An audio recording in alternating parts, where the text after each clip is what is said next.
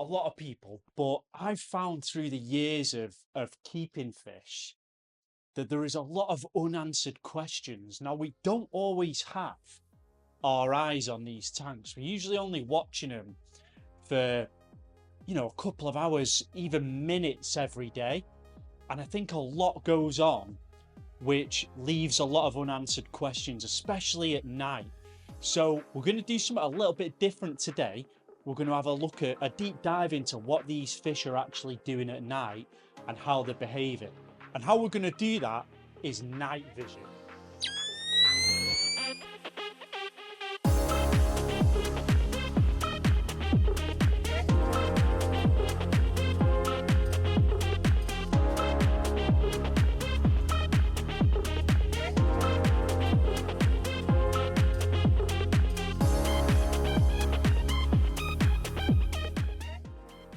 Right, so we'll start with the main display where the peacocks and haps are. And I did a little bit of filming on this tank, so we'll get into the footage of it. It's quite interesting to see how different the peacocks and haps behave at night in comparison to the Mbunas. So obviously they've got different types of habitats, what they inhabit in Lake Malawi, and it's really quite evident in how they behave at night. So how I've got the footage, I've used like it's a little bit like a doorbell cam. So it's got infrared vision on it. I've set it up in the fish rooms, the breeding room upstairs, filmed all the tanks. I got some pretty interesting bits of footage on it. So let's dive into it. So this is the peacock and hat tank. And this isn't long after I've just shut the lights off. So you're talking 5-10 minutes after the lights have gone out on this tank. And you can see that all the fish are still relatively active. So they're still swimming about as if the lights are still on. They've not quite shut down yet and gone into any sort of sedation. If we move on into a couple of hours into the night, you can see this is the far right hand side of the tank. So you can see these fish have really slowed down and started to become really dormant. So it's not really showing me any signs of aggression. So what's happening is, a lot of times, this isn't a regular occurrence, but over the long period of time I've had this tank and I've been keeping these fish, there'll be days where I come down in the morning, and this has happened a couple of times where a fish has an eye missing.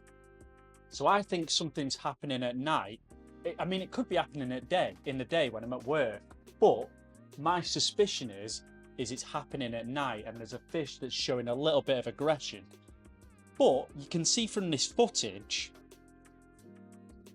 the aggression is literally zero. So all the fish look really dormant. And what I've noticed is with the peacocks and haps, they tend to stay static, just floating in the water column. So you can see there's not a lot of movement. There's not really much energy being expended by any of the fish. They're just sort of floating there and letting the water flow take them in the water. But let's move on to the other end of the tank where my dominant Rostratus likes to inhabit and see what he's doing. So you can see my dominant Rostratus over on the far left here. There's actually two of them there at the moment, but he's the one which has less prominent spots on the body because he's got more full colour in him. And you can see he defends this territory on the far left throughout the day, but it also looks to me like he's the only fish in there that's displaying any sort of aggression at night. So he's really flagging to this other Rostratus that has come into his territory. And you can see he's chasing him off as well. So these fish are all static, floating, no energy being dispersed. But the Rostratus is still showing dominant behaviour. He's still showing a little bit of aggression and chasing the other peacocks and haps away that come into his area. And he seems to be the only other fish that's doing it.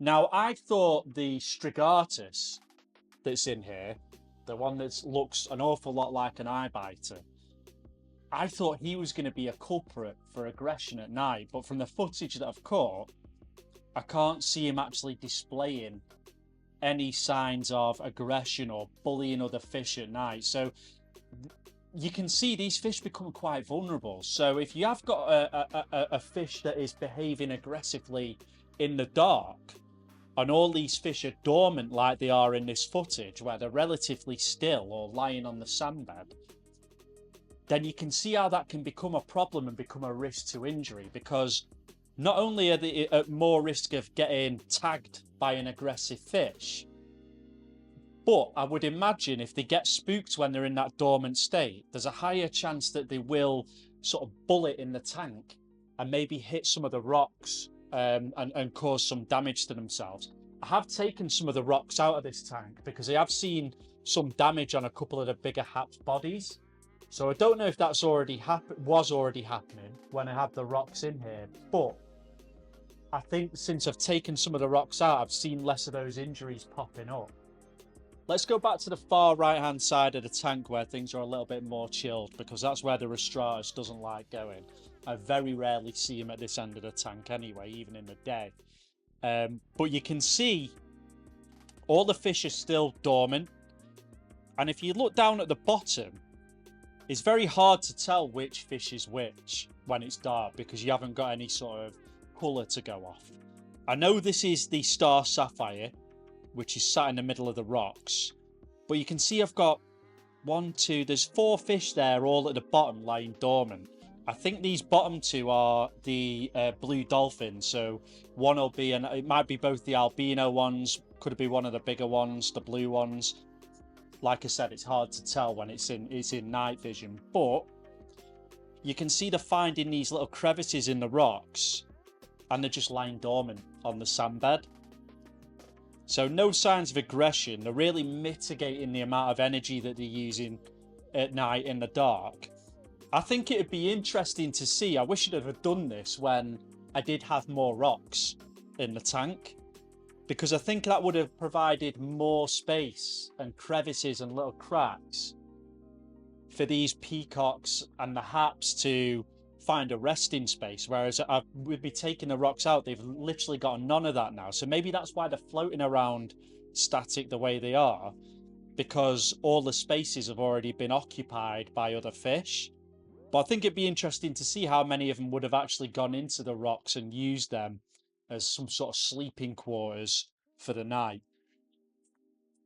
But yeah, I mean, there's no signs of aggression there, which I'm happy to see. But at the same time, it's not really answered any questions as to what might be going on in this tank, why fish might be, losing eyes or getting damage on them. But we'll move on to the Mbunas, and then we can have a look at, see the real difference between how they behave at night. The Mbuna's got the Buccochromis in it, which is a hap. So you can see the difference all in one tank on how they behave. So we'll flick over to some footage of that and see what they get up to.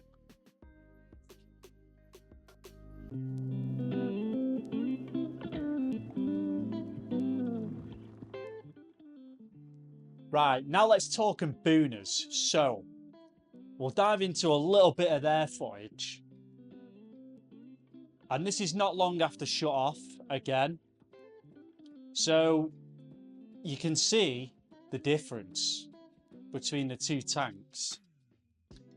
There's not an awful lot visible in the Mbuna display. The only fish you can actually see, really, is the Buccochromis, which is still a little bit active, swimming around and showing a little bit of aggression.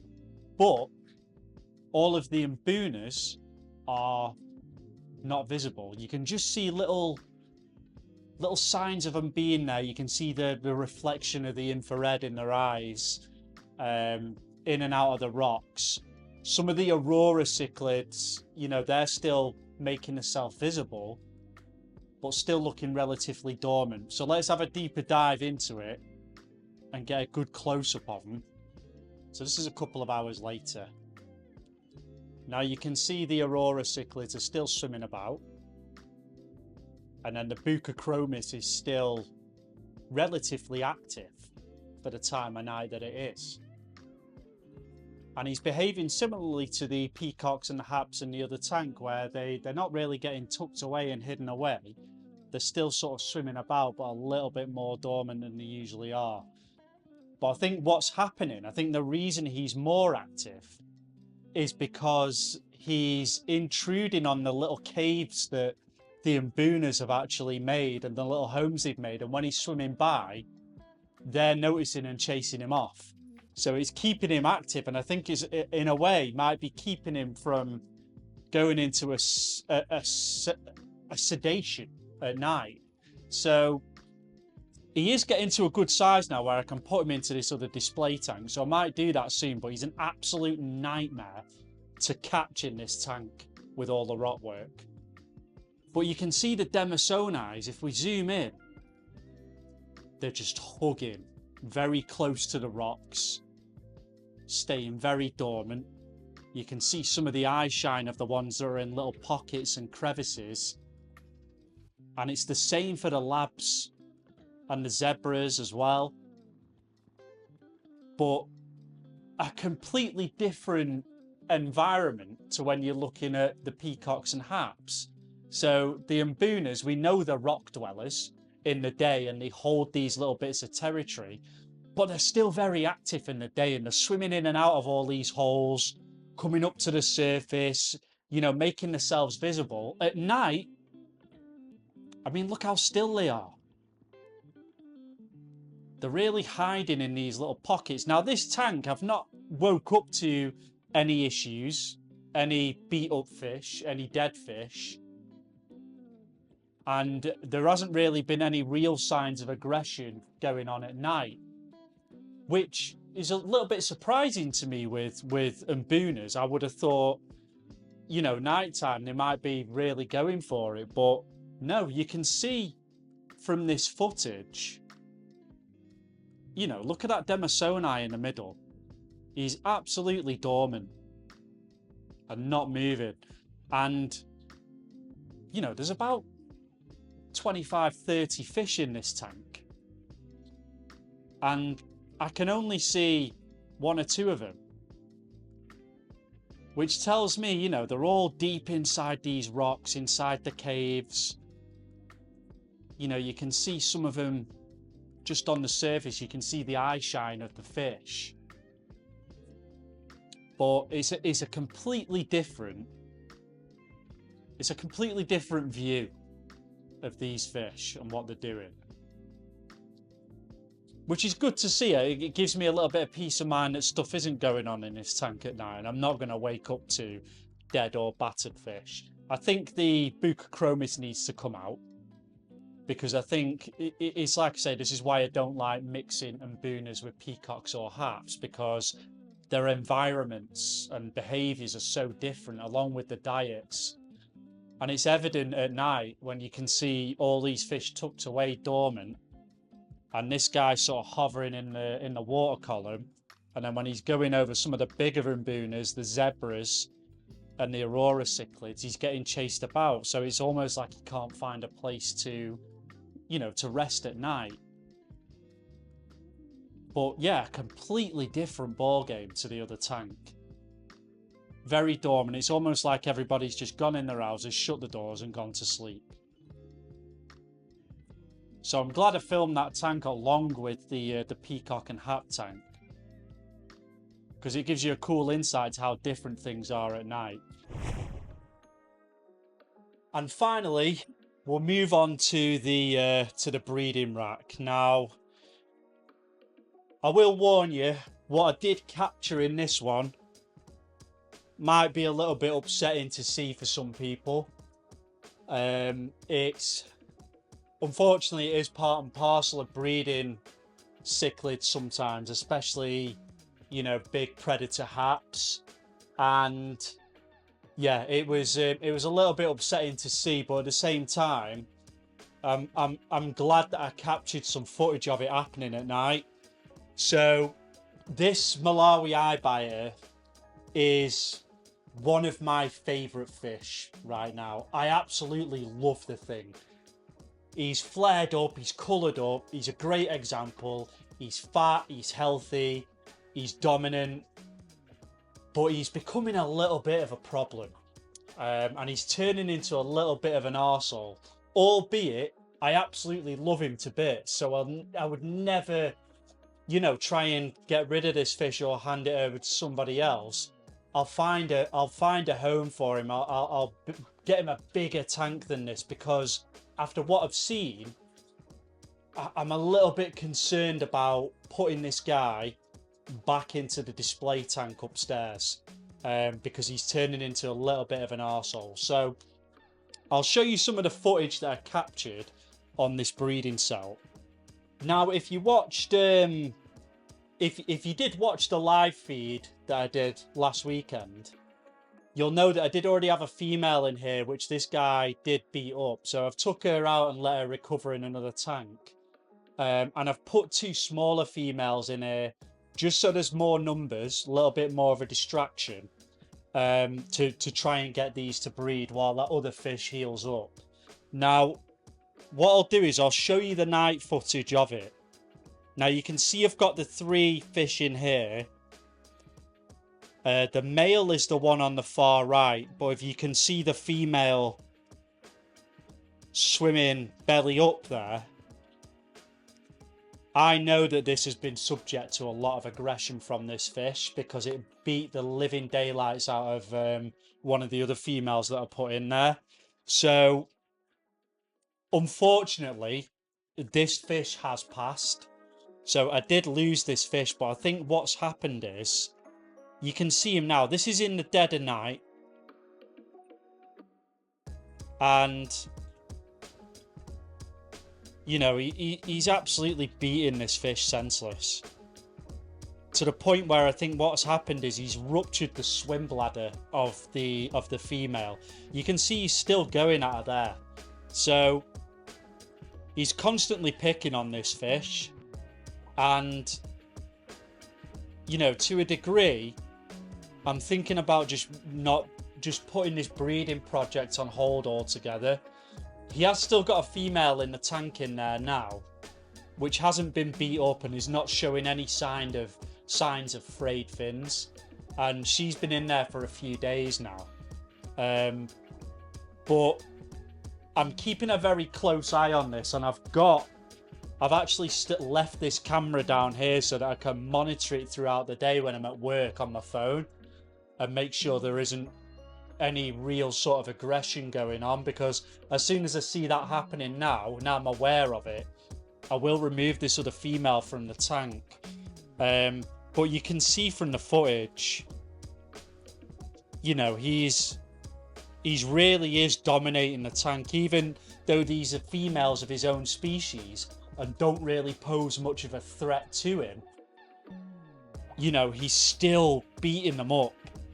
And he started getting like this in the display tank with my other fish, to a point where he was pushing all of my fish to one side of the tank, and he just had the far right hand side all to himself. So I don't know if something's flipped in him, because all of his colorations flared up.